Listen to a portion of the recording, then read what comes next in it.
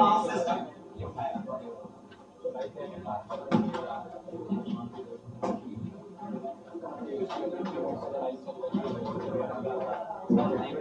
Time period, इसके लिए हमने पहला बिल्कुल स्टैंडर्ड इसका फोर्स हम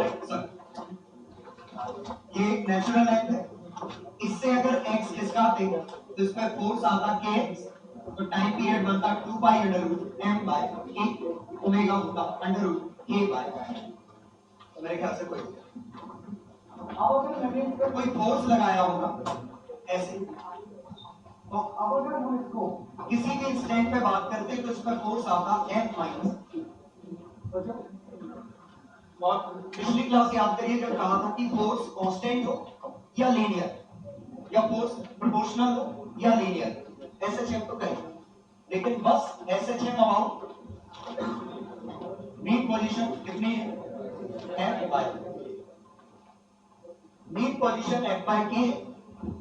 समझ गया, नेचुरल लेंथ मीन पोजीशन नहीं है, मीन पोजीशन हमारी f बाय k, उसके अबाउट ऑक्सीडेशन। तो भले ही ये नेचुरल लेंथ है, फोर्स f लगाया, जहां भी मीन पोजीशन होगी उसके रिस्पेक्ट में ऑक्सीडेशन। समझिए, इसका मतलब अगर मैंने ऐसे तिरछा रखा होता और फोर्स f ऐसे लगाया, ये थीटा, तो एसएचएम, तो इस पे टोटल फोर्स कितना आएगा f plus mg sin theta minus SHM करेगा, ओमेगा इसका under root k by mg होगा, लेकिन अबाउट मीन पोजीशन कितनी है mg sin theta plus f by k। पक्का है सब? मतलब स्प्रिंग मास सिस्टम में अगर कोई एडिशनल फोर्स आ जाता है तो उसकी मीन पोजीशन बदल जाएगी, बशर्ते वो फोर्स कांस्टेंट। अगर कोई कांस्टेंट फोर्स लगाते हैं तो टाइम पीरियड पे चेंज नहीं आया, मीन पोजीशन बदल गई। आया समझ? तो अंडर ग्रेविटी हो या इलेक्ट्रिक फील्ड लगा दिया हो, कुछ नहीं कर दिया हो,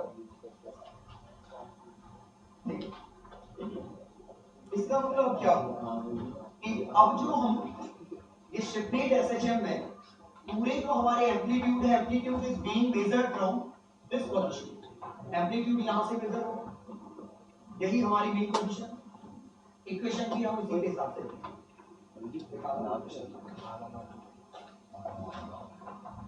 मतलब constant forces do not change time period but can change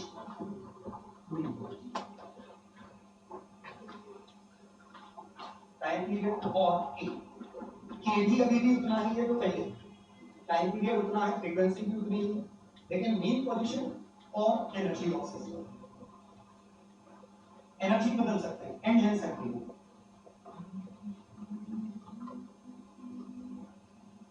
amplitude बदल सकता है कांस्टेंट फोर्स, मीन पोजीशन बदल सकता है, एनर्जी बदल सकता है।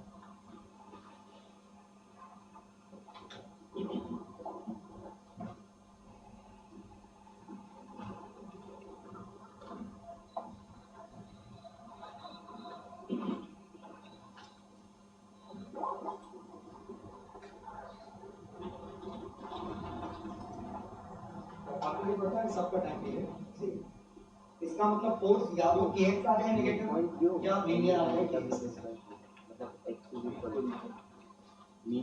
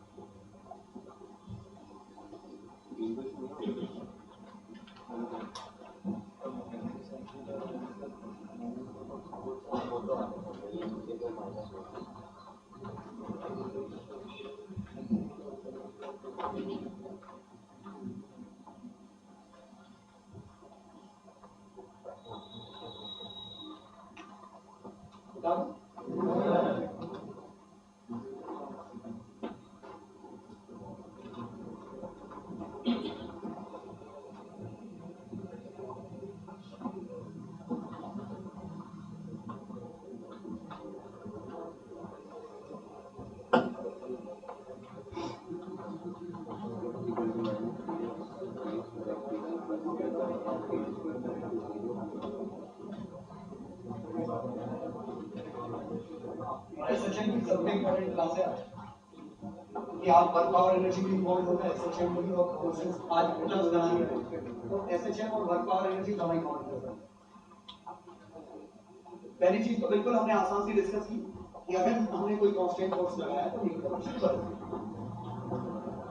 दूसरा कॉन्सेप्ट और ये काफी अच्छा है। जरा देखते हैं ये शिफ्टेड एसएचएम जिसमें मीन पोजीशन कहीं और है इसमें ये हमारी नेचुरल लेंथ है। अब अगर मैं नेचुरल लेंथ से इसको ये हमारी मीन पोजीशन है। मीन पोजीशन है x नॉट और x नॉट की वैल्यू है f बाय k। कोई दिक्कत नहीं? असली एक्सटेंशन x है और अगर मुझे इस समय मान लो वेलोसिटी लिखनी होती है एनर्जी लिखनी होती तो इस समय की एनर्जी कितनी लिखता है एनर्जी ऑफ स्पेस तो वैसे लिखता half M V square plus half A X क्योंकि इसके पास स्प्रिंग की एनर्जी थी इसकी भी लेकिन अगर मैं वर्क एनर्जी थ्योरम लगाऊं ठीक मान लो नेचुरल लेंथ पे मैं वेलोसिटी दे दूं कुछ वेलोसिटी दी तो वर्क एनर्जी थ्योरम क्या है तो यहां से वर्क डन बाय स्प्रिंग का वर्क डन कितना है हाफ के x square negative natural length force का वर्क कितना F into x ये तो फोर्स है is equal to change in kinetic energy half M D square minus half M D naught आया तो अब मैं इस x को लिखूं x नॉट प्लस डेल्टा ये लिखूं तो ये बना हाफ के X naught plus delta X whole square plus F X naught plus delta X इसको खोल दो तो ये बना F times X naught F times delta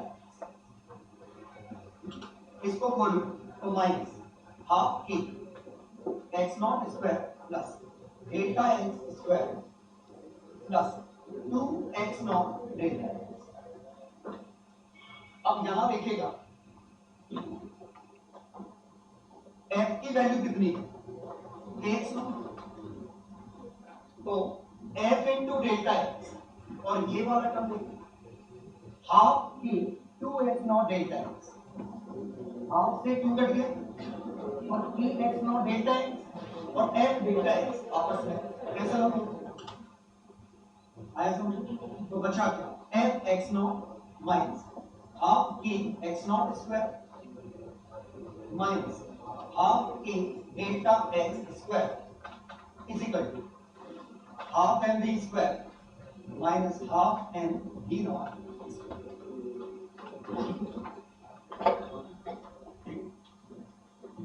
तो टर्म जो बना अब जरा देखिए ये टर्म तो एक कांस्टेंट टर्म है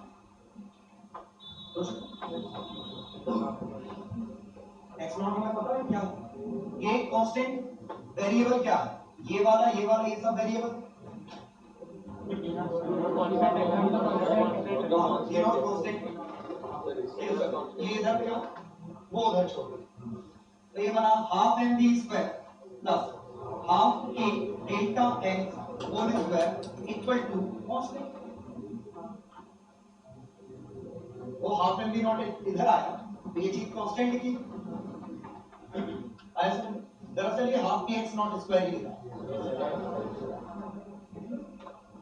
ये अगर देखें तो ये कांस्टेंट हाफ की एक्स नॉट स्क्वायर ही क्यों f की वैल्यू क्या है ax ये छाप ax naught square minus this वो इधर ले आओ half M D naught square half K delta X square half M D square और ये क्या बना kinetic energy plus potential energy constant kinetic plus potential का सम कांस्टेंट है लेकिन जरा देखें कि पोटेंशियल एनर्जी में F का रोल नहीं है लेकिन F का रोल इनडायरेक्टली कैसे है कि स्प्रिंग का हाफ की एक्स स्क्वायर यूज नहीं किया हाफ की मीन पोजीशन से डिस्टेंस का स्क्वायर मतलब असली एक्स ना लो मीन पोजीशन से डिस्टेंस ले लो तो आप F को भूल सकते हैं। ध्यान दीजिए, मैं क्या कर रहा हूँ, दो चीजें एक साथ कर रहा हूँ। एक तो मैंने असली एक्सटेंशन यहां से था, मैंने एक्सटेंशन यहां से, और अगर मैं एक्सटेंशन यहां से मान लूं तो ये भूल जाओ कि कोई एक्सटर्नल फोर्स। आपकी कैलकुलेशन हमेशा सही है। जरा आप देखिए एफ नेट क्या होगा, एफ नेट आता कि x naught plus delta x minus F, यही तो आता, यही आता। और के एक्स नॉट और एफ तो कट गए, तो बचा क्या, ये डेल्टा एक्स। तो फोर्स भी बिल्कुल ऐसे ही आया कि मानो एफ कोई ना और ये नेचुरल है। ये समझ में आया, तो कॉन्सेप्ट समझ में आया कि हम कैसे करेंगे। तो इन क्वेश्चन को हम करने के लिए क्या करेंगे कि मीन पोजीशन बदल देंगे और एक्सटर्नल फोर्स को जीरो मान लो। एक्सटर्नल फोर्स जीरो मान लो, नई मीन पोजीशन ले लो, और जो भी नई मीन पोजीशन है उसकी रिस्पेक्ट में स्टैंडर्ड है। स्टैंडर्ड मतलब उस पॉइंट पे कोई पोटेंशियल एनर्जी नहीं, उस पॉइंट पे स्पीड मैक्सिमम है। और सही बात है, जहां फोर्सेस कटते हैं वहीं पे स्पीड मैक्सिमम होती है।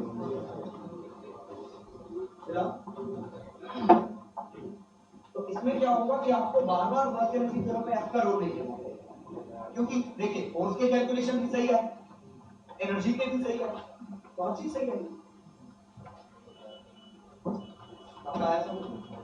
तो स्प्रिंग वाले डॉग वाले जो ग्रेविटी में होते हैं या तो एक्सटर्नल फोर्स होता है, तो अगर हम यही सोच रहे हैं तो ये बहुत ही स्ट्रेट फॉरवर्ड चीज है।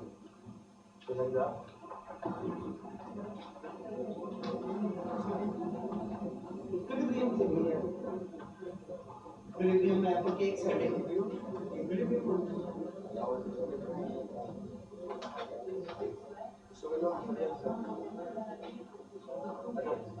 नहीं, maximum potential energy of spring पूछिए तो आपको पूरा ही निकालना है। अब पूछिए स्प्रिंग की, अब जबरदस्ती स्प्रिंग का पूछोगे तो फिर तो यहां से मेन पोजीशन लेना गलत हो जाएगा। अब पूछ लिया कि स्प्रिंग का एक्सटेंशन कितना है, तो हम क्या करेंगे, ऑक्सीडेशन से देख लेंगे एम्पलीट्यूड कितना है और ये कितना है, इसमें एम्पलीट्यूड मीन पोजीशन में एम्पलीट्यूड जोड़ दो, मैक्सिमम एक्सटेंशन आएगा, हटा दो मिनिमम एक्सटेंशन आएगा।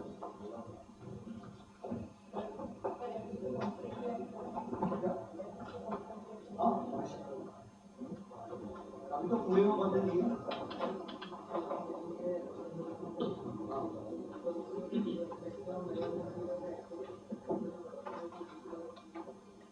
में तो हमें कुछ चेंज किया ही नहीं।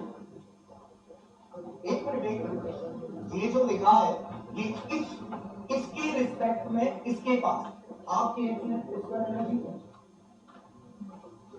अब चूंकि मीन पोजीशन नहीं है तो भले ही नेचुरल लेंथ में दिख रहा है, अब नेचुरल लेंथ हमारी ये, तो इसके रिस्पेक्ट में इसके पास एक्स नॉट का कंप्रेशन था, तो हाफ के एक्स नॉट स्क्वायर ये हाफ एम स्क्वायर। वेलोसिटी में हम कोई चेंज नहीं कर रहे हैं, चेंज किया हमने नेचुरल लेंथ में।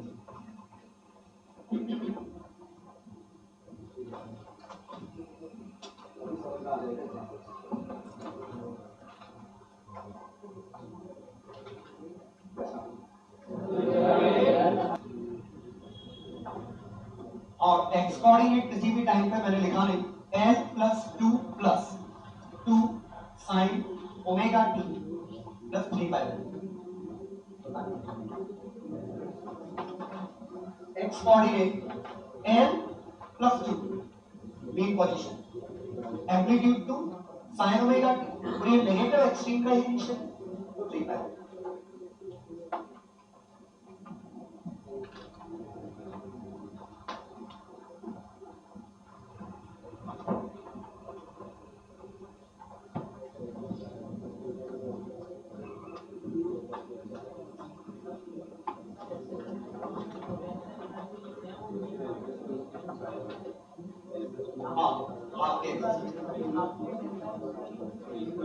ये मीन पोजीशन। एक क्वेश्चन आपने याद होगा, बहुत ही कॉमन क्वेश्चन था ये हमारा, इसमें था कि कितना कंप्रेशन दे कि रस्सी काटने तो चल जाए, ऐसा था। तो इनिशियल कंप्रेशन बताना था, compression x naught, find minimum x naught so that m2 lifts off.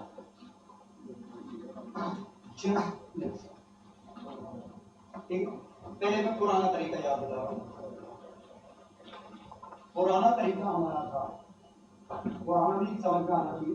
पुराना हमारा ही था, x नॉट का इनिशियली हमने कंप्रेशन दिया, फाइनली हम चाहेंगे कि ये एक्सटेंशन ले, क्योंकि तभी उठेगा जब एक्सटेंशन आएगा। एक्सटेंशन आएगा तभी तो ये जंप करेगा, क्योंकि कंप्रेशन के दौरान तो ये नीचे धक्का लगेगा, एक्सटेंशन में ऊपर धक्का लगेगा। और यहां अगर वेलोसिटी जीरो है तो यहां भी वेलोसिटी जीरो होगी, कोई दिक्कत नहीं। अब यहां से यहां के दौरान work done by spring, work done by gravity is equal to delta I. तो स्प्रिंग ने कितना काम किया? हाँ, इनिशियल माइनस पाई। और ध्यान दें कैसे, work done by spring is equal to initial energy minus pi, loss in potential energy of spring E positive work done. Gravity ने तो नेगेटिव ही वर्क किया, ऊपर का मास कितना? m1 g x plus x is equal to final minus ना, x naught minus x common लेके काट दो, a square minus b square, तो x नॉट प्लस x कट गया, बचा क्या? Equal to x naught minus ना minus mg equal to m1। तो ये बना x naught, x is equal to कितना? x naught is equal to x plus 2m1g by t, और x की वैल्यू कितनी? फाइनली हम एक्सटेंशन ये चाहते हैं कि kx m2g को उठा ले, फाइनली जो kx आए वो m2g को उठा ले, वही चाहिए। तो x नॉट की वैल्यू कितनी आ गई? m2g plus 2m1g by t। ये हमारा पुराना। लेकिन जरा सोचिए कि आखिरकार ये कैपिटल M ऊपर वाला मास m1 है, इसमें दो ही फोर्स है, एक स्प्रिंग, एक ग्रेविटी, एक कांस्टेंट है, एक लीनियर। पक्का एसएचएम कर रहा होगा, और उस एसएचएम में इंटरेस्टिंग चीज ये है कि ये दोनों ही एक्सट्रीम पोजीशन ऐसा, लेकिन उस एसएचएम की मीन पोजीशन ये नहीं है जो हम बनाए। नेचुरल लेंथ, ये जो मेरी नेचुरल लेंथ है, ये इसकी मीन पोजीशन नहीं है। मीन पोजीशन तो वो होगी जब mg और kx कटे, तो मीन पोजीशन में kx और mg, kx का ऊपर mg का नीचे, तो मीन पोजीशन इससे नीचे या ऊपर? नीचे। कोशिश करिए समझने की कि इसकी जो मीन पोजीशन है ये हमारी नेचुरल है, ये हमारी ये लाइन मीन पोजीशन है, और मीन पोजीशन पे m1g बाय k का कंप्रेशन है, और इनिशियल पोजीशन हमारी ये जहां वेलोसिटी जीरो, तो मीन पोजीशन से ये कितना नीचे था? x naught minus m1g by k, mean position से इतना नीचे, तो इतना ही ऊपर जाएगा।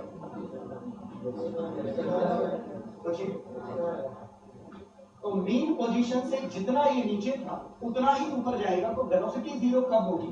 तो अगली वेलोसिटी जीरो होगी मीन पोजीशन से इतना डिस्टेंस ऊपर।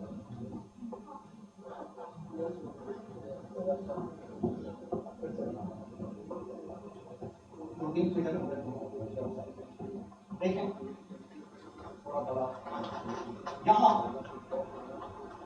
ये लाइन हमारी नेचुरल, ये लाइन हमारी नेचुरल, ये नेचुरल। ये तो हम जानते हैं कि जितना दबा है उससे कुछ कम उठेगा, इसके रिस्पेक्ट में जितना दबा है उतना कम उठेगा, ये समझना है। लेकिन अगर नई मीन पोजीशन ढूंढ ली जाए तो उससे जितना दबा है उतना ही उठेगा। तो मैं ये कह रहा हूं कि इससे एक जो स्टेट हमारी ये आएगी, ऐसी स्टेट आई है जहां इसकी वेलोसिटी जीरो है, तो हम इसको क्या नाम दे रहे थे? X not. ये हमारा था x, और हम जानते हैं कि x की वैल्यू x0 से कम होगी क्योंकि कुछ ग्रेविटी एनर्जी लूज कर दी। तो ये इक्विडिस्टेंट नहीं, तो ये मीन पोजीशन नहीं। मीन पोजीशन कहां है? मीन पोजीशन मान रहा हूं मैं यहां से लैम्डा डिस्टेंस पे है मीन पोजीशन। क्या है? अगर मीन पोजीशन लैम्डा डिस्टेंस पे है नीचे, तो ये लेंथ और ये लेंथ बराबर। अब तो ऐसे चेक, अब तो mg निगलेक्ट कर सकता हूं।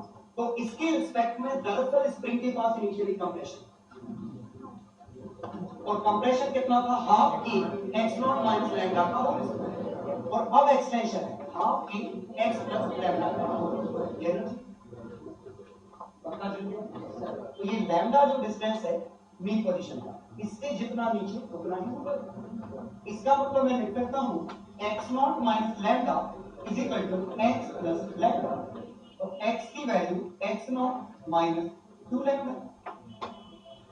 जैसे मैं x0 की वैल्यू लिखूं x प्लस 2 लैम्डा, और x कितना? x जो हमें चाहिए m2g बाय k, और लैम्डा कितना है? m1g by k।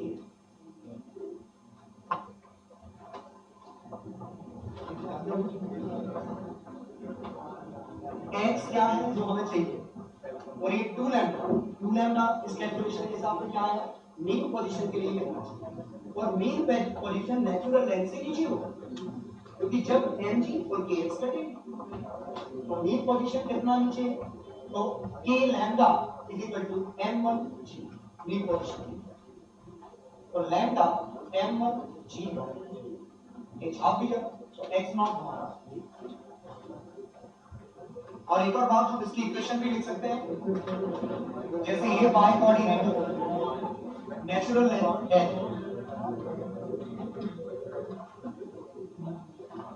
इसकी इक्वेशन देखिएगा,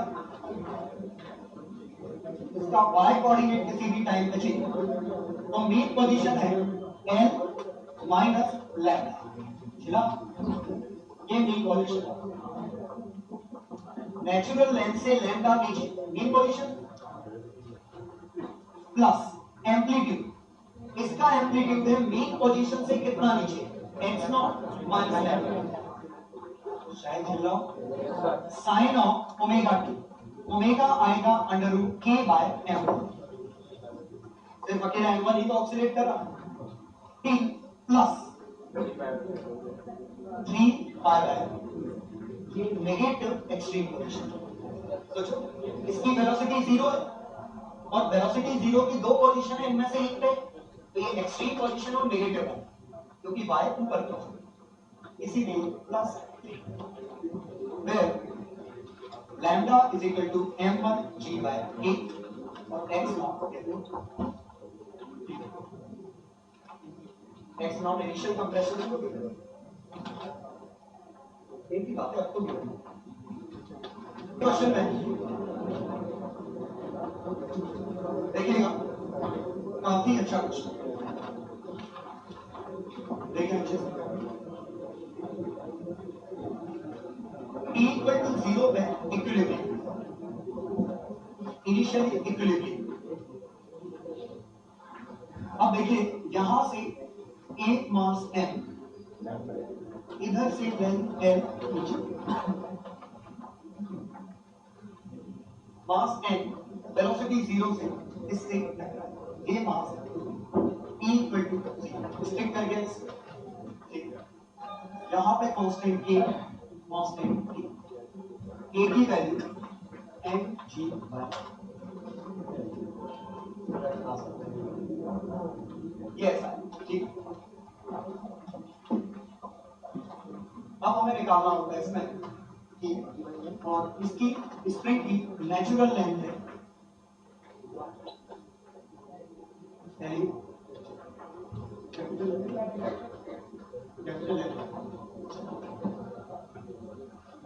क्या है? अब इनिशियली इक्विलिब्रियम में हम t इक्वल टू 0 पे है, t equal to 0 mass sticks to plate, ये कोलिजन हुआ और स्टिक कर, ठीक।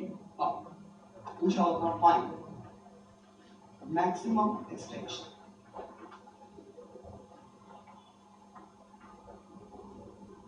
पहला amplitude of oscillation, amplitude of resulting oscillation,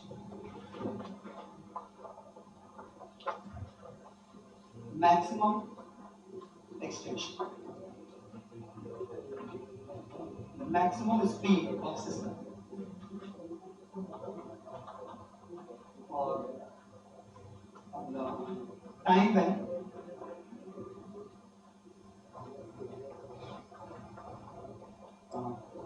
it reaches maximum speed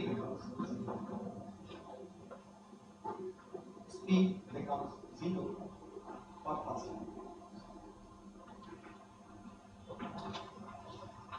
पांचवा y at time और coordinate axis ऐसा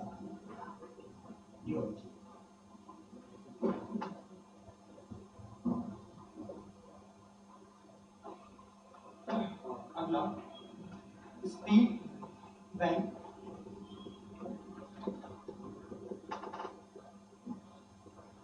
does spring acquires natural value. If so, find speed at time. ये क्वेश्चन बहुत अच्छा है।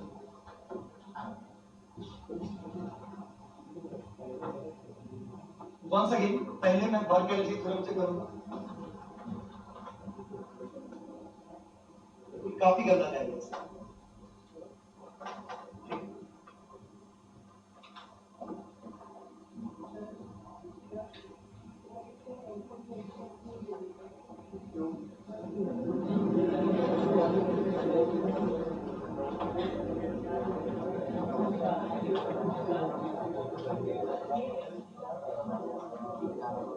सर लास्ट प्रोजेक्ट में पढ़ेंगे उसको लेंगे, लास्ट में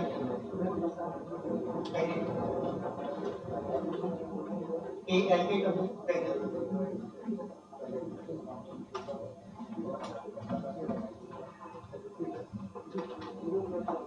पहले तो मोशन समझिए, मोशन कैसी और उसके बाद अभी ये रेस्ट है, लेकिन स्प्रिंग नेचुरल लेंथ में नहीं क्या है, स्प्रिंग नेचुरल लेंथ में नहीं एक्सटेंशन होगा। अब जो भी ये टकराया, जिस दौरान कॉलिजन हुआ, spring non reversible, collision normally हो जाएगा और वेलोसिटी √2gl/3 क्या आ जाएगी सिस्टम के पास, कोई दिक्कत नहीं, सिस्टम के पास वेलोसिटी आ जाएगी √2gl/3 नीचे। पक्का यहां तक कोई दिक्कत नहीं। अब चूंकि सिस्टम के पास वेलोसिटी आ गई, समझिए स्प्रिंग नेचुरल लेंथ में भी नहीं, तो इस समय स्प्रिंग के पास भी एनर्जी है, काइनेटिक एनर्जी भी, तो और ग्रेविटी भी वर्क कर रही है। तो जब मैक्सिमम एक्सटेंशन होगा तो अभी भी कुछ एक्सटेंशन, मैक्सिमम एक्सटेंशन यहां से कुछ आएगा, उस समय काइनेटिक जीरो है, लेकिन work done by gravity, work done by spring is equal to change in kinetic. लेकिन दरअसल वो वहां रुकेगा नहीं, यहां से मैक्सिमम एक्सटेंशन आएगा, फिर वापस आएगा, और वापस जब ये इधर आएगा तो गारंटीड इसकी वेलोसिटी √2gl/3 ऊपर, इसका मतलब और ऊपर जाएगा। तो दरअसल ऑक्सीलेशन ऐसे हो, ऑक्सीलेशन का स्पान उन दो पॉइंट के बीच की लेंथ है जिनकी वेलोसिटी जीरो, मतलब वेलोसिटी जीरो सॉल्व करेंगे तो क्वाड्रेटिक बनेगी, उसके दो रूट आएंगे, एक रूट ये वाला आएगा, एक रूट पक्का आ गया समझ, कोई दिक्कत नहीं। अगर उस वाले में एक्सटेंशन के कोऑर्डिनेट नेगेटिव आ तो दरअसल ये नेचुरल लेंथ वापस क्रॉस करके ऊपर चला गया, समझा। हमने माना कि एक्सटेंशन x आएगा, ये नेचुरल लेंथ, हमने माना एक्सटेंशन x पे वेलोसिटी जीरो, तो फील करिए कि इट विल बी वन, क्योंकि दो बार वेलोसिटी जीरो, एक बार इधर और एक बार ऊपर, और अगर दो बार वेलोसिटी जीरो होगी, समझ में क्या करें, एक बार वेलोसिटी जीरो इधर होगी, एक बार इसके ऊपर नहीं, तो दो बार वेलोसिटी जीरो होगी तो x1 x2 दो रूट आएंगे, हो सकता है एक x1 इधर एक x2 इधर, दोनों भी नेचुरल लेंथ से इधर आ जाए। लेकिन अगर एक नेगेटिव आ गया, इसका मतलब कि ऐसे ऑक्सीलेट करते करते नेचुरल लेंथ के ऊपर चला गया है और उसमें कुछ कंप्रेशन भी आ गया, वो रूट्स पे डिपेंड करेगा। तो ओवरऑल ऐसे ऑक्सीलेट कर रहा है, ठीक। तो हम ये वाला टाइम छोड़ दो तो बाकी सब निकाल दो। ये चारों वर्क एनर्जी थ्योरम से निकाल सकते। तो पहले मैं वर्क एनर्जी थ्योरम से करके दिखाऊंगा। वर्क एनर्जी थ्योरम में कुछ खास रिकॉर्ड नहीं, हमें सीधे सॉल्व करते रहेंगे। तो जो भी ये इस पे चिपका, वर्क एनर्जी थ्योरम में इंपॉर्टेंट है ये नेचुरल है, और एक इसके पास एक्सटेंशन और कितना 2mg/q, और ये क्या है mg/2 है। इसके पास ऑलरेडी एक मिनट k/2 लिखा, इसके पास इनिशियल एक्सटेंशन है, आया समझ, और इसके पास वेलोसिटी भी है √2gl/g। और वर्क एनर्जी थ्योरम में हमें इंटरमीडिएट से कोई मतलब नहीं, हमें सीधे फाइनली निकालनी है कि extension is always calculated from natural. तो मैंने माना ये x है, यहां वेलोसिटी, ये मास 3 है। तो इससे इसके दौरान work done by gravity 3mx - l। x मैंने यहां से लिया, लेकिन दरअसल ग्रेविटी का वर्क तो इतने इससे क्या, प्लस स्प्रिंग ने कितना वर्क किया, तो स्प्रिंग की एनर्जी फाइनली बढ़ गई, तो एक्चुअली नेगेटिव, क्योंकि फाइनल में से इनिशियल घटा, और प्लस ले रहा हूं तो इनिशियल में से फाइनल घटा, half 2k/l² minus half 2k/x², अपने आप नेगेटिव करा। ये जनाब स्प्रिंग का work done initial minus final, और प्लस ले लो, x ज्यादा निकलेगा तो अपने आप नेगेटिव आएगा। तो ये is equal to final kinetic energy 0, initial kinetic energy 3m√2gl/g। तो इसको सॉल्व किया तो बचा 3mg(x - l) प्लस हाफ से 2 कट गया, k की वैल्यू कितनी है mg/l, यहां k की वैल्यू कितनी है mg/l, x is equal to mgl/3 नहीं। कोई दिक्कत तो नहीं, mg तो काट दिया आपने, 3x - 3l plus l minus x²/l minus l/3। देखते हैं क्वाड्रेटिक बनी, तो ये कितना बना lx, 3lx minus 2l² minus x² is equal to minus l²/, सही है, x² माइनस 3lx, ये सब उधर देगा, प्लस 5l²/g।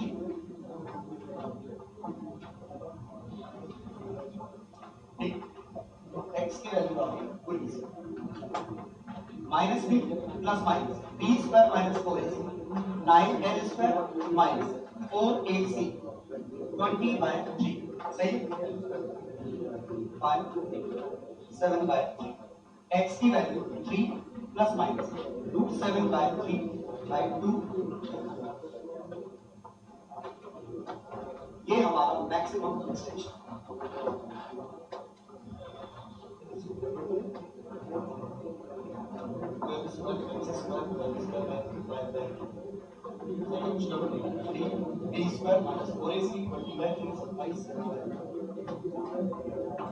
तो ये आ गए, ये दो रूट है, और चलो देखें दोनों रूट पॉजिटिव, दोनों रूट पॉजिटिव, तो लास्ट नहीं करना। Does spring acquires natural length? तो ऐसा हुआ ही, क्योंकि कंप्रेशन की नौबत ही नहीं है, क्योंकि दोनों रूट पॉजिटिव, तो जो इसका मूवमेंट है वो ऐसा है, नेचुरल लेंथ से कुछ समझिए। उम्मीद है कोई दिक्कत नहीं होगी। सेकेंड पार्ट, ये छापने की मुझे दिक्कत है।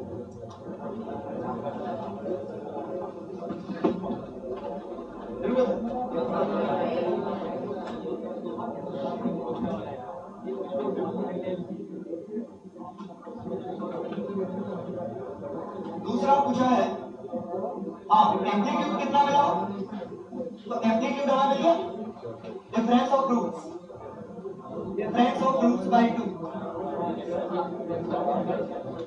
देखिए ना, एक रूट हमारा आया 3 plus root 7 by root 3 by 2l, एक आया 3 minus root 7 by 3l by 2।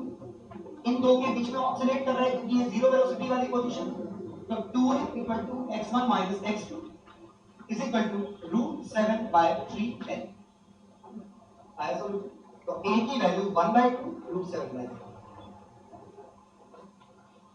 Amplitude 1/2 root 7 by 3, maximum extension 3 plus root 7 by 3 by 2।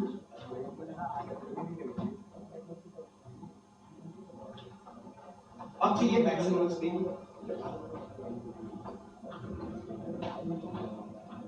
मतलब इसके दो रूट्स जो है वो दो एक्सट्रीम पोजीशन है, ऐसे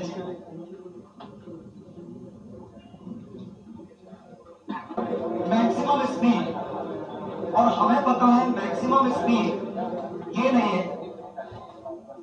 ये इसलिए नहीं है क्योंकि अभी mg kx से बड़ा है। सोचिए ये वो समय था जब 2mg kx के बड़ा, लेकिन अब 3mg हो गया और kx उतने ही, तो अभी भी नीचे वाला फोर्स ऊपर वाले फोर्स से बड़ा है, तो ये तब तक स्पीड बढ़ाता रहेगा जब तक कि क्या ये 3mg और kx बराबर ना हो। ये समझ में आया? तो ये माना एक्सटेंशन अब हुआ x to kx, तो 3mg equal to 2kx, 2mg by lx, 3mg, x is equal to 3l by 2। उम्मीद है समझ में आ गया होगा। तो यहाँ पे मैक्सिमम स्पीड आ गई, और हम कैसे फील कर रहे हैं?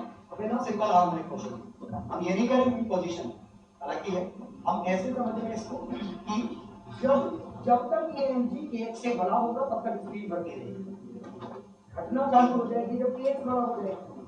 अभी ये mg kx से बड़ा है क्योंकि ये 3mg है और kx मिलके 2mg बराबर हुए जब एक्सटेंशन हुआ 3l/2, तो जब तक कि ये l/2 फर्दर गिरेगा तब तक स्पीड बढ़ेगी।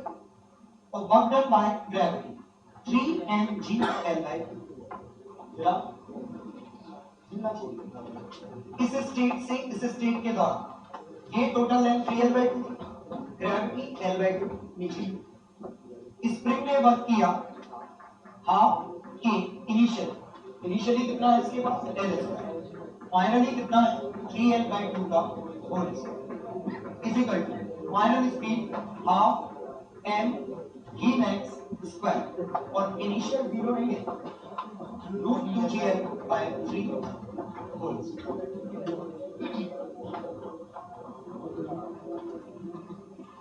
क्या है समझ?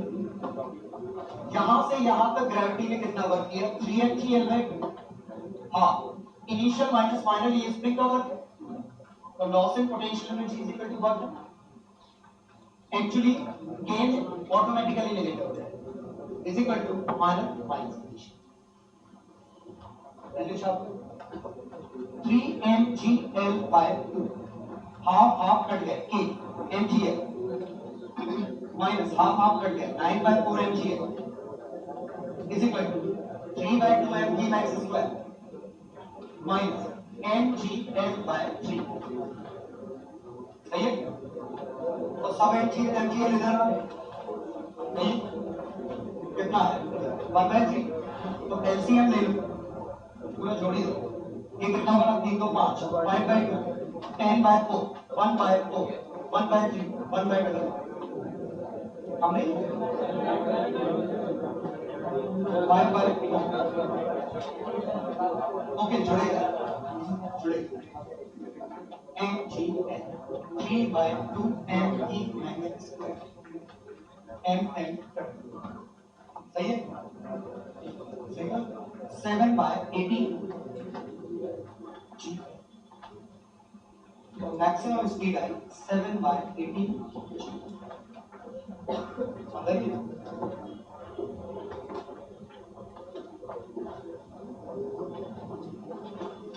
पक्का है सभी?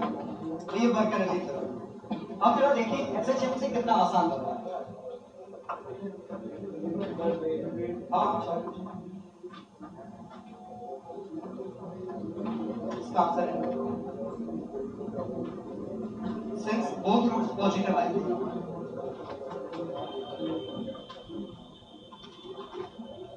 सेकेंड इक्वेशन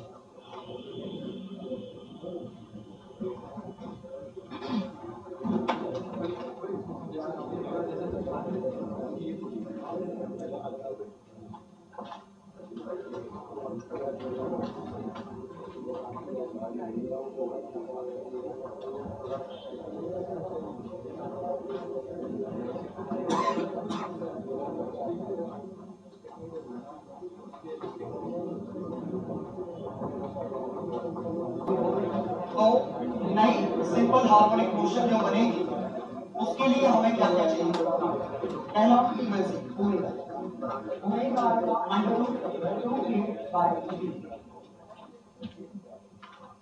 कोई दिक्कत नहीं। और के की value M G by L थी तो 2g बाय 3 आया समझ। मीन पोजीशन आएगी n plus 3mg by k below origin by 2। सोचो मीन पोजीशन आएगी, मीन पोजीशन जहां फोर्सेस कटेंगे। अब एक्सट्रीम पोजीशन पता नहीं क्योंकि क्वेश्चन में इस बार वेलोसिटी जीरो वाला पॉइंट हमें नहीं पता। इनिशियल पोजीशन हमें पता है। इनिशियल पोजीशन है n plus 2mg by 2 below origin. चल रहा है? मतलब हम मेन पोजीशन से थोड़ा ऊपर नहीं, मेन पोजीशन से ऊपर है और हमारे पास स्पीड भी है। इसका मतलब कंफर्म एम्पलीट्यूड इस गैप से बड़ा। अब हम क्या कर रहे हैं ध्यान दें, ये हमारी मेन पोजीशन इनिशियली, और अब हमारा ये ब्लॉक 3m मास का है, इसके पास वेलोसिटी है √2g और ये कुछ x लेके आया और ये कितना लेके आया शायद l/2। ये 3l/2 ये l, ये l/2 इसके पास पॉजिटिव। चल रहा है? ग्रेविटी नहीं है, ग्रेविटी नहीं समझ गए। और k इक्विवेलेंट हमारा 2k, k इक्विवेलेंट की वैल्यू 2k। कोई दिक्कत तो नहीं क्योंकि दो स्प्रिंग है। तो अब हम क्या कहें कि अगर इसका एम्पलीट्यूड a होगा, ध्यान दें इसकी वेलोसिटी 0 और एम्पलीट्यूड अगर a होगा तो ये a ही नीचे तक जा, यहां फिर वेलोसिटी 0, यहां फिर वेलोसिटी 0। तो वर्क एनर्जी थ्योरम ना लगा के हम सिंपली क्या लगाएंगे कि इसके पास दो तरह के एनर्जी। अब हमें ठीक, इसके पास एक है हाफ k, ये समझना है, प्लस एक है इसके पास हाफ 3m √2gl बाय 3 का, इसको हाफ 2k a स्क्वायर से कंपेयर कर एम्पलीट्यूड मिल जाएगा। ठीक, ये कितना था mg बाय l, तो mgl by 4 plus mgl by 3 इसी पर mgl बाय a स्क्वायर। तो a की वैल्यू आ गई 7 बाय क्या क्या हुई 7 बाय √7 बाय 12 l आया। और देखा एम्पलीट्यूड वही वहां एम्पलीट्यूड कौन सा 7 बाय। अब हालांकि हमारे पास दूसरा तरीका ठीक है इसमें, लेकिन उसके लिए इसको फिर करना पड़ेगा क्योंकि एम्पलीट्यूड एक चीज को हमें निकालनी पड़ेगी। तो एम्पलीट्यूड समझ के हमने कैसे निकाला, ग्रेविटी भूल गए और इसको सिंपल हार्मोनिक मोशन माना। तो मीन पोजीशन से कितना दूर है हाफ के एक्स स्क्वायर, कितनी स्पीड है हाफ एम वी स्क्वायर, और एम्पलीट्यूड निकालना है तो इससे कंपेयर कर दिया तो a की वैल्यू आ गई 7 बाय 12।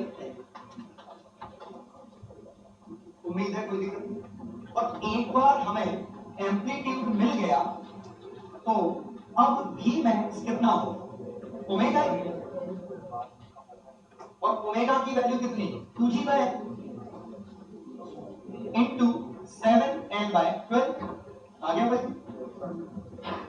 देखें 7/18, कोई दिक्कत तो नहीं।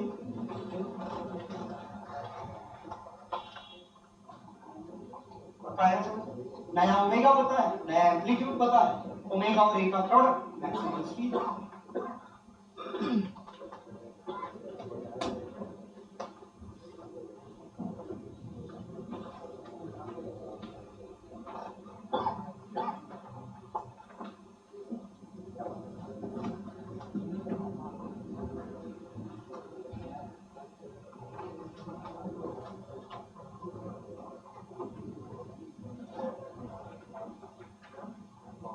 अब मैक्सिमम एक्सटेंशन और मैक्सिमम कंप्रेशन पूछे तो इससे कितना नीचे जाएगा, कि ये खुद 3l/2 नीचे, मेन पोजीशन खुद पे एक्सटेंशन 3l/2 का, और एक और जुड़ गया तो मैक्सिमम एक्सटेंशन कितना हो गया, 3l/2, और इसमें ए जुड़ गया 7/12, ये मैक्सिमम एक्सटेंशन, और मिनिमम एक्सटेंशन यहां हटा दो। समझ में आया?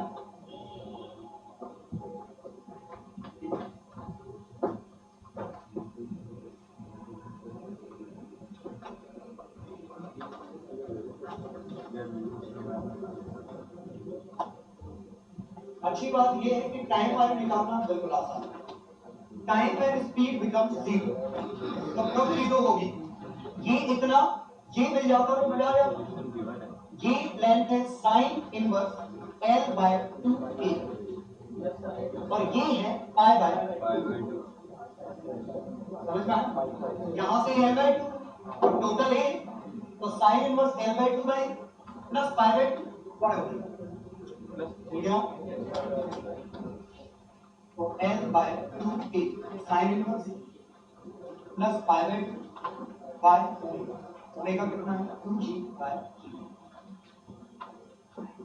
अब बस y कोऑर्डिनेट किसी भी टाइम पे चाहिए, तो y कोऑर्डिनेट किसी भी टाइम पे चाहिए, y नीचे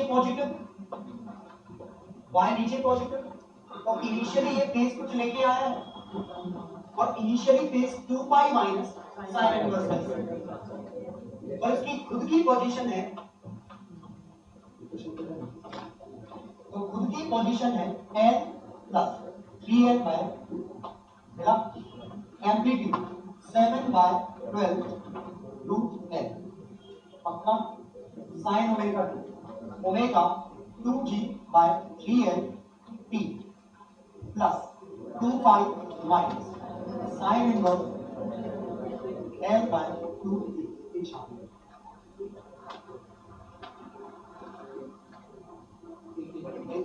साइन इनवर्स 3/7।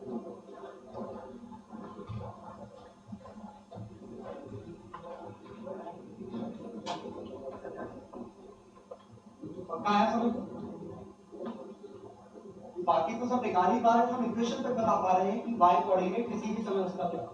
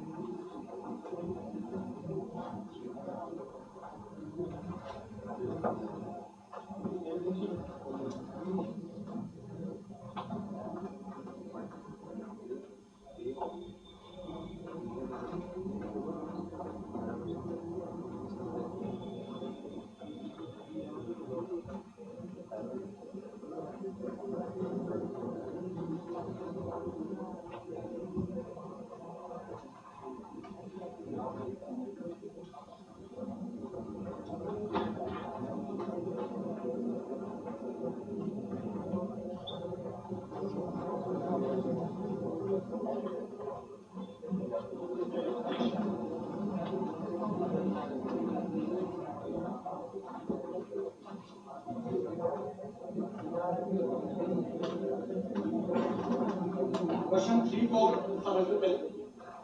3 में के कांस्टेंट दिया है 20, मास के पास चार्ज भी है मास भी, और दोनों 2 यूनिट, वेलोसिटी 4, इनिशियली एक्सटेंशन है 2 मीटर। ऑब्वियसली इनिशियल एम्पलीट्यूड चाहिए होता तो हम सीधे एनर्जी कंजर्वेशन लगा के निकालते, ये कुछ आगे जाता है ऐसे तो ऑपरेट करता है, लेकिन एक इलेक्ट्रिक फील्ड स्विच ऑन कर दी तो अब आपको नई वैल्यू बतानी है, न्यू वैल्यू कि नई फ्रीक्वेंसी क्या होगी, नया एम्पलीट्यूड क्या होगा, नई मैक्सिमम स्पीड क्या है। समझ पुराने आंसर कुछ और, पुराने सीधे कंजर्वेशन से निकल आते और नए आंसर कुछ और। और क्वेश्चन नंबर 4 में ये वर्क एनर्जी पावर के दो क्वेश्चन। मास m2 रुका हुआ है, m1 के पास वेलोसिटी, मिनिमम स्पीड कितनी होगी ये दिया है। और दूसरे में मास m और हमने नेचुरल लाइन से कुछ खींच के छोड़ा तो अंदर जाएगा, दबेगा, फ्रिक्शन नहीं होता तो x0 ही दबता, लेकिन अब x0 से कुछ कम दबेगा। ऑब्वियसली दोनों ही वर्क एनर्जी थ्योरम से आप सॉल्व कर सकते हैं, लेकिन आपको एसएचएम से ही करके देखिए।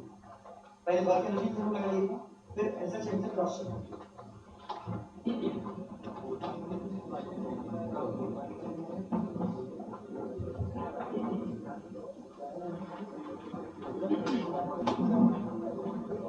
क्वेश्चन नंबर 1, इसमें हमेशा ये होगा new mean position new omega, तो नया ओमेगा तो बिल्कुल आसान, √k/m, अकेला ये option.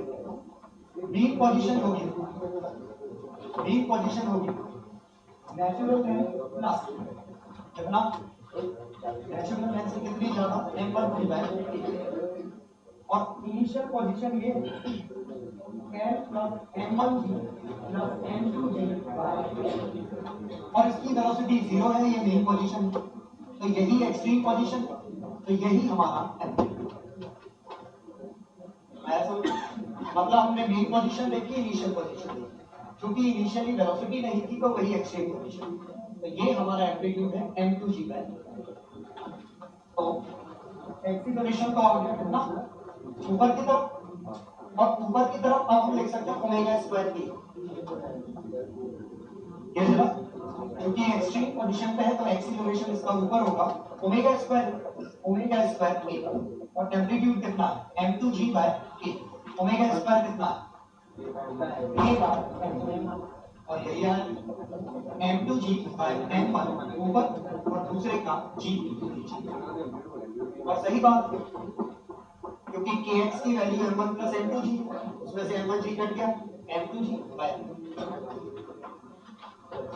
Amplitude of oscillation m2g by k, maximum speed omega a as omega √k/m is m2g by k।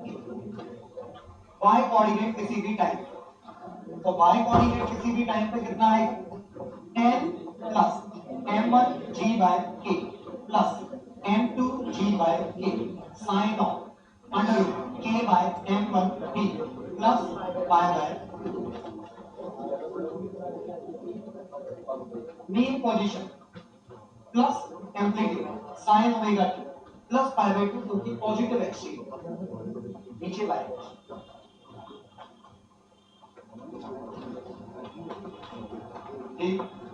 ये पहला क्वेश्चन।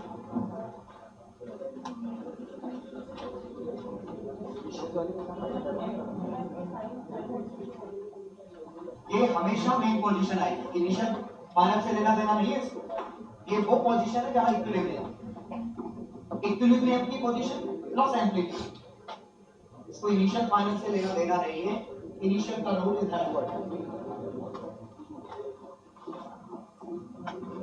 चलो क्वेश्चन नंबर 2,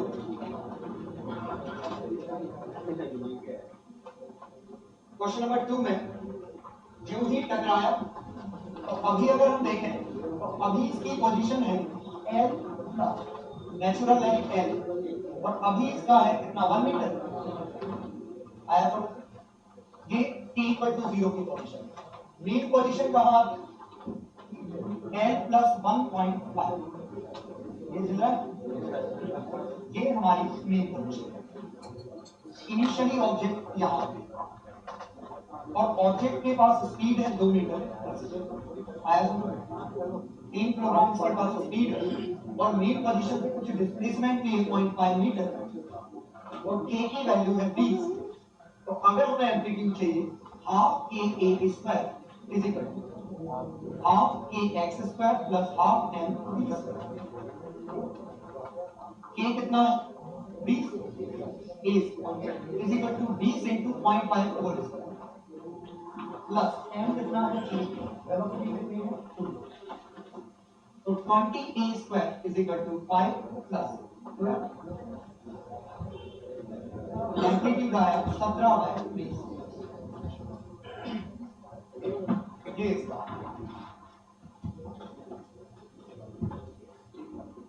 तो पहले का आंसर √17/20 समझने की कोशिश करिए। हमने क्या किया mean position root initial position. Mean position से ये 0.5 मीटर ऊपर है वेलोसिटी तो दो तरह की इसके पास है, दोनों का sum half k। Second minimum and maximum extension. तो ऑलरेडी इसके पास एक्सटेंशन कितने का था 1 मीटर का। अब 1 मीटर से अंदर दबेगा √7/20 ये अभी भी 1 से कम तो अभी भी एक्सटेंशन बचा रहेगा। और 1 minus √17/20 comma 1 plus √17/20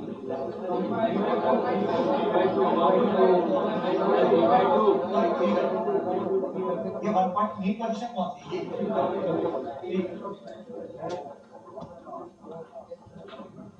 main position से a ऊपर मेन पोजीशन से a मेन पोजीशन का एक्सटेंशन। तीसरा मैक्सिमम स्पीड ओमेगा है। Maximum speed omega a omega है √k/m as √20/3 into √70/meter। Time and velocity 0 for the first time तो velocity 0 तो यही हो जाएगी। आया सब और वेलोसिटी 0 यहां होगी तो ये टाइम लगेगा π/2 माइनस साइन इनवर्स 1/2 और एम्पलीट्यूड √17/20 अपॉन ओमेगा 20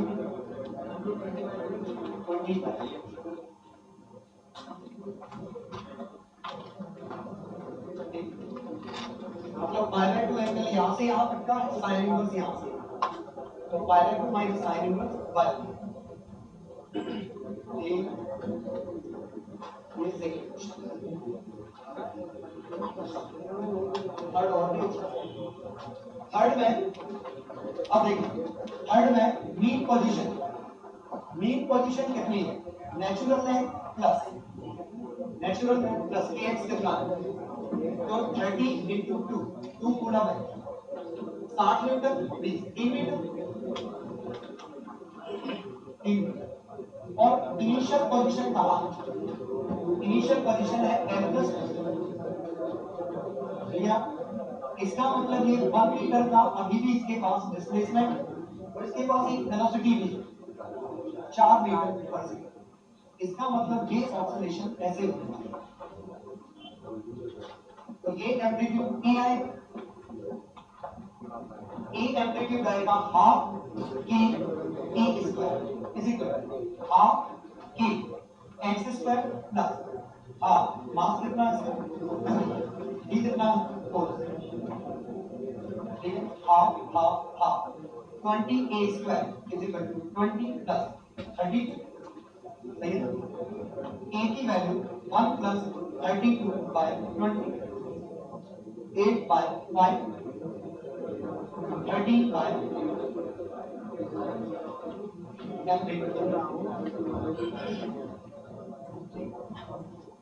अब हमसे क्या क्या पूछा है ओमेगा अभी भी √k/m 20/2 √10 क्या पूछा मैक्सिमम वेलोसिटी जी मैक्स आएगा ओमेगा a √10 into √13/5 √20। तीसरा क्वेश्चन एम्पलीट्यूड तो √13/5 मीटर। अब इक्वेशन पूछिए, इक्वेशन अच्छी mean position L + 3 plus amplitude बराबर √13/5 sin ω_t √10t plus 2π minus sin inverse 1/8 √13/5।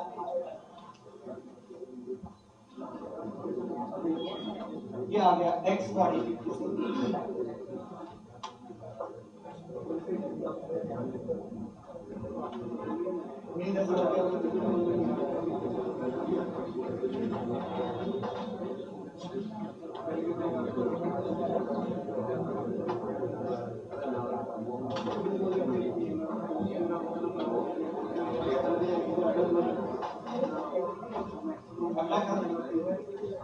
Find minimum velocity so that M2 starts slipping.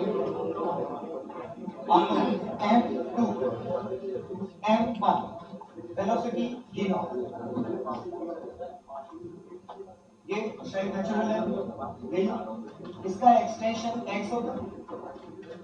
Maximum extension जब इसकी velocity 0 तो work by friction u1 m1 gx minus half kx square is equal to final minus initial। एक condition, और दूसरी condition हम चाहते हैं kx should be more than or equal to mu2 m2 g।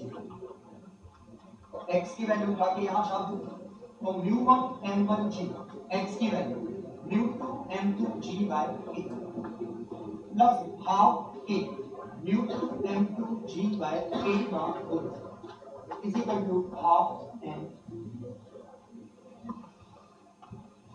ये आंसर है पहले। सेकेंड क्वेश्चन में क्या है, मिनिमम एक्सटेंशन x नॉट का एक्सटेंशन दे रखा, वेलोसिटी 0, हमें कंप्रेशन चाहिए तो ये मान लेते हैं x डैश का कंप्रेशन और नो डाउट x डैश जो भी है वो x नॉट से कम है। और अगर इक्वेशन चाहिए तो work done by friction mu m g x minus half spring ने जो वर्क किया, स्प्रिंग ने वर्क किया plus x naught minus x dash square is equal to minus x naught minus x dash, और ये भी x naught plus x dash, x naught plus x dash कट गया, mu m g is equal to half k x naught minus x dash. निकालना क्या है, x dash is equal to x naught minus 2 mu m g by. Directly सोच सकते थे क्योंकि यहां से इक्वल एंड अपोजिट नहीं, लेकिन जहां फ्रिक्शन और वो कटेंगे वहां से तो इक्वल एंड अपोजिट। और अगर मीन पोजीशन लैम्डा कर तो x डैश प्लस लैम्डा इसकी value x naught minus lambda और x dash is equal to x naught minus 2 lambda और लैम्डा कितना 2 म्यू m g। क्योंकि इस पूरे दौरान फ्रिक्शन कांस्टेंट, डायरेक्शन और मैग्नीट्यूड दोनों, इसीलिए हम ऐसा हो गया।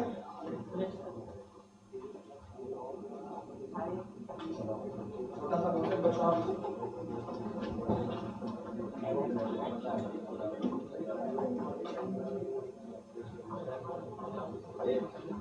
आता भाई ये बाहर बैठा है बता दो आवाज में तो आपका चेहरा दिख गया है। सेकंड, अगला कॉन्सेप्ट फाइंड टाइम लिमिट। बहुत ही सिंपल सा कॉन्सेप्ट, ब्लॉक को x खिसकाइए, x खिसकाने पे कितना फोर्स आया वो चेक करिए, F इक्वल टू kx से कंपेयर करिए आंसर तो देखें displace block bye x। Now दूसरा स्टेटमेंट क्या है, find additional force appearing on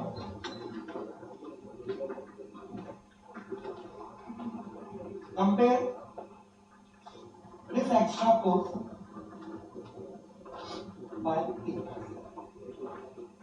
ध्यान में यहाँ एडिशनल, क्योंकि दरअसल जो कांस्टेंट है अगर हमने x खिसकाया तो mg पहले भी था अब भी है, तो mg तो बदला जो वही एडिशनल फोर्स का यार। तो हम इसके लिए फोर्स नहीं निकाल रहे, चेंज इन फोर्स निकाल रहे हैं कि x खिसकाने पे कितना एक्स्ट्रा फोर्स आ, सो दैट कांस्टेंट फोर्सेस का रोल ना दे। जैसे मान लीजिए ये ब्लॉक K1 K2 N, हमें पता है कि K1 और K2 में नेचुरल लेंथ पे तो पक्का नहीं है दोनों, नहीं तो mg कौन बैलेंस करेगा, मतलब इनमें शायद इनिशियल कंप्रेशन एक्सटेंशन कुछ रहा होगा।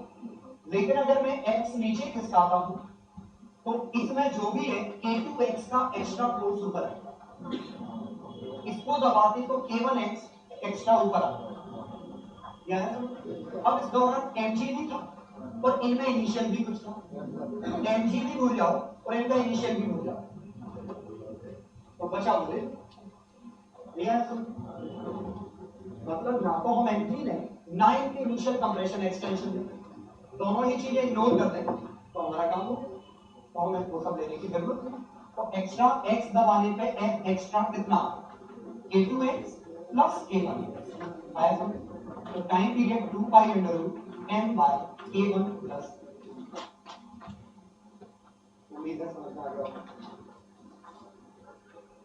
एग्जांपल 2 समझ गया, जो एक्स्ट्रा आया जो कांस्टेंट है उसको नेग्लेक्ट कर दो, mg कांस्टेंट को नेग्लेक्ट कर दो। एग्जांपल 2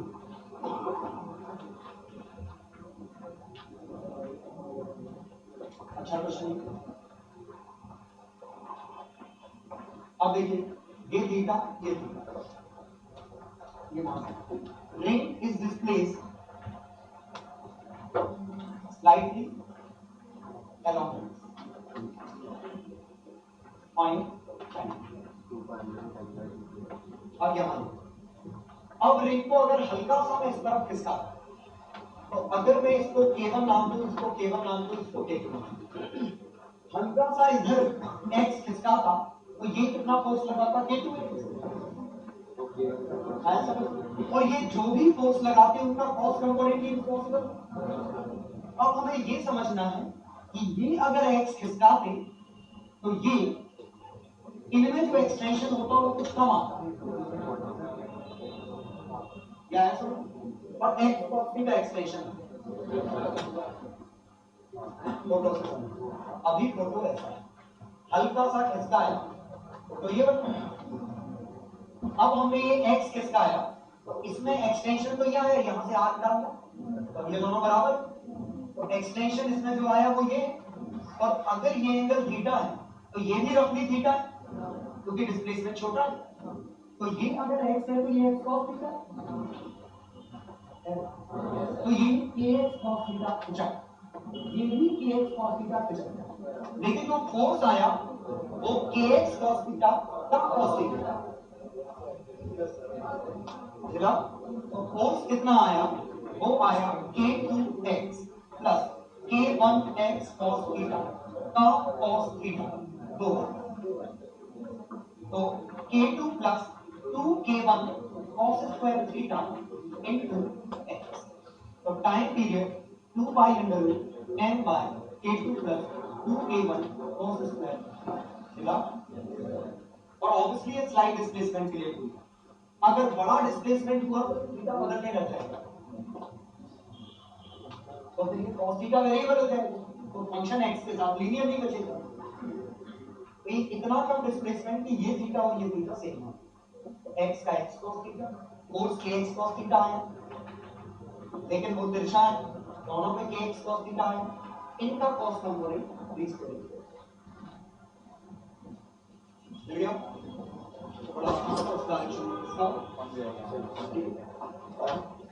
एडिशनल जो भी फोर्स आ रहा है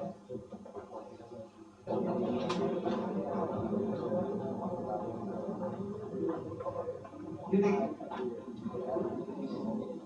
तो इसमें ये m अगर हम इसको x खिसकाते, जहां पे ब्लॉक को ही x खिसकाना और ब्लॉक पे हमें फोर्स चाहिए, तो ब्लॉक पे क्या आता है, टेंशन बदल जाता है, और ये टेंशन इसलिए बदलता क्योंकि ये बदल जाता। तो ये अगर x के साथ है तो स्प्रिंग x/2 के साथ, तो यहां जो टेंशन में चेंज आता वो आता kx/2, तो यहां जो टेंशन में चेंज आता वो आता kx/2। ये हम x खींचते वो x/2 खींचता, स्प्रिंग में kx/2 का चेंज आता, तो यहाँ जो टेंशन में चेंज आया kx/2, अब उसका आधा टेंशन यहाँ, तो यहाँ जो चेंज आया वो kx/2। या तो चेंज मान लो या एज्यूम करो कि चूंकि ग्रेविटी से फर्क ही नहीं पड़ता तो ग्रेविटी फ्री स्पेस मान लो, mg कांस्टेंट है उससे फर्क पड़ना नहीं है तो आप g 0 मान लो। तो अब ये डेल्टा t की जगह x के साथ है तो यहाँ टेंशन p आती, यहाँ टेंशन 2t आती, और 2t की वैल्यू होती kx/2, तो t की वैल्यू होती kx/2, तो k equivalent k/4, time period 2 pi under root m by k।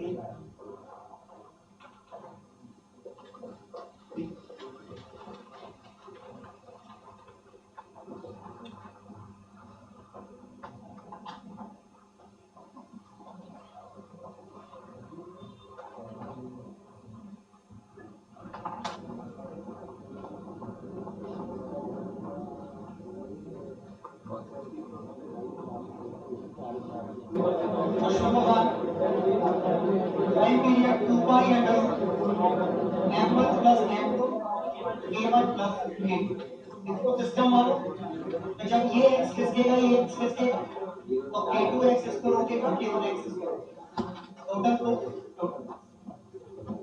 ये जब x नीचे जाएगा ये k1x धक्का देगा, ये x/2, ये 2x, सॉरी 2x, तो यहाँ टेंशन आएगी कितनी 2k2x, तो यहाँ टेंशन कितनी बढ़ गई 4k2x, यहाँ कितनी आ गई k1x, और दोनों ही रिस्टोरिंग, तो time period 2 pi under root m by k1 plus 4k।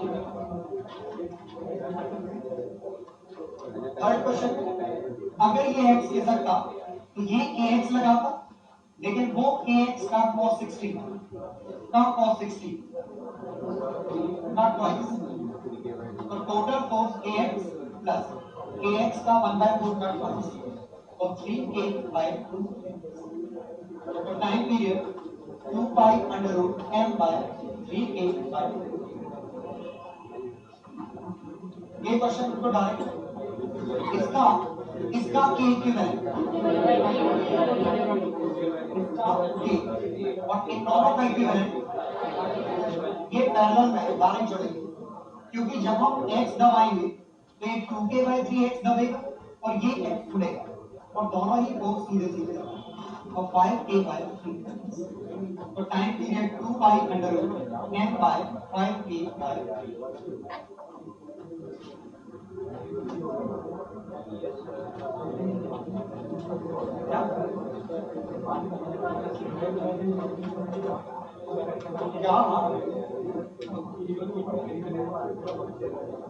Question number 4,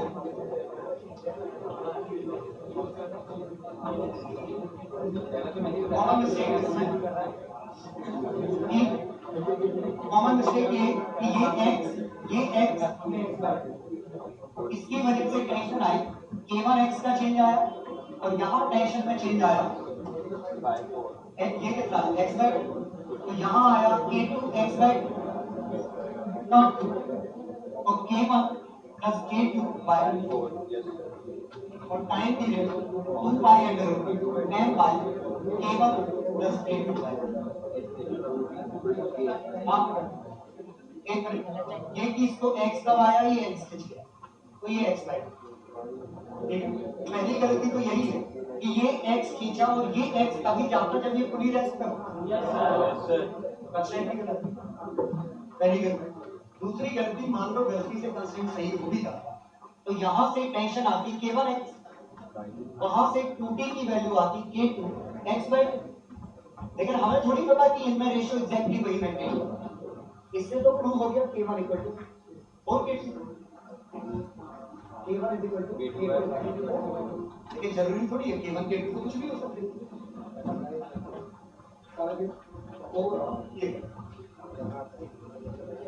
और गलती समझने की कोशिश करिए, जब ये x है तो ये x नहीं होगा, क्योंकि ये कब होगा जब ये रेस्ट पे है।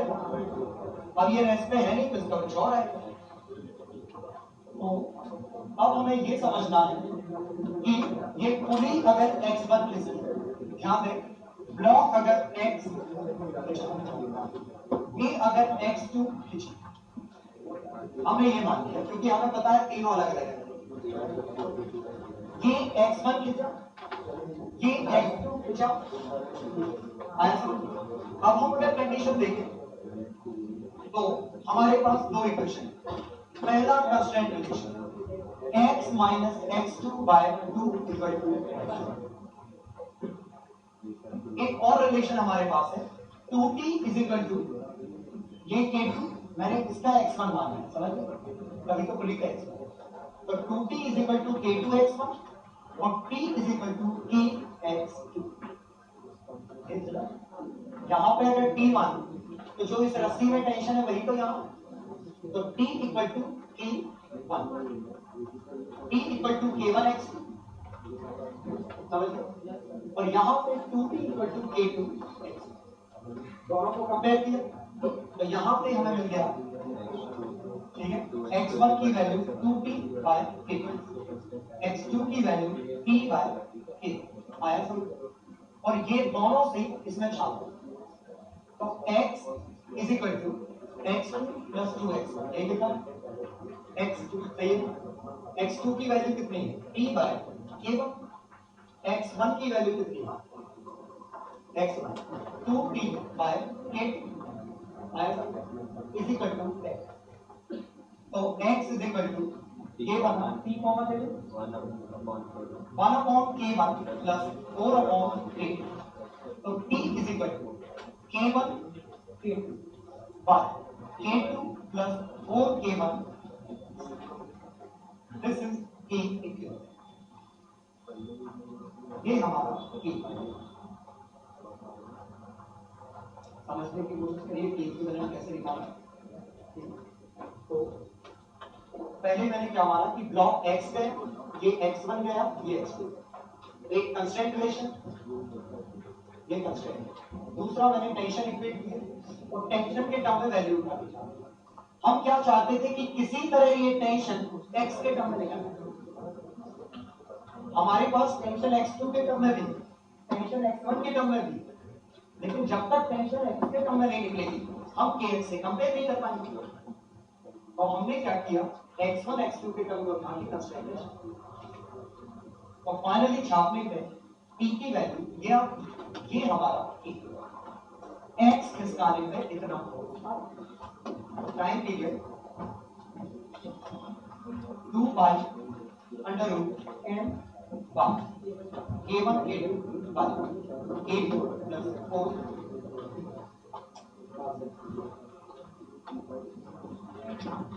उम्मीद है गलती समझ में आई होगी,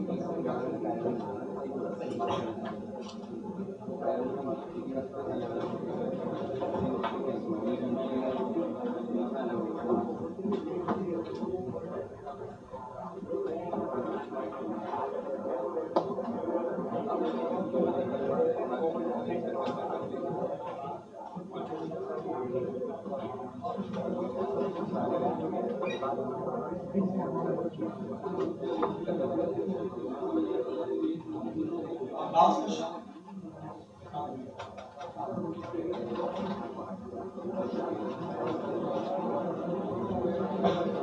एक मिनट, क्वेश्चन जैसे ये हो कि ये नेचुरल है, इसकी वेलोसिटी ओमेगा ए, ये ए बाय ई की वैल्यू,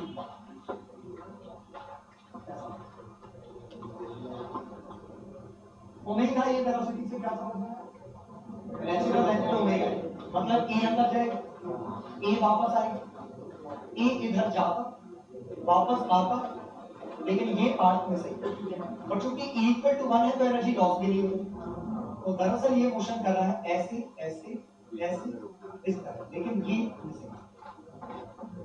मतलब अगर मैं इसका ग्राफ बनाऊं तो इसका ग्राफ ये ऐसा बनना चाहिए था, लेकिन ये वाला पार्ट तो मिस हो गया, इसका ग्राफ जो बना और उसमें टाइम भी नहीं लगा। चल रहा है टाइम, ये ई है, उम्मीद है समझ में आया हो।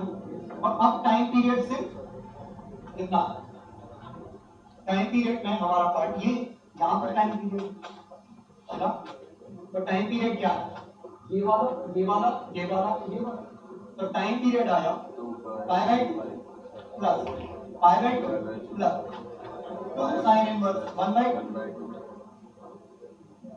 वही है पाई बाय 2 अपॉन ओमेगा, पक्का है।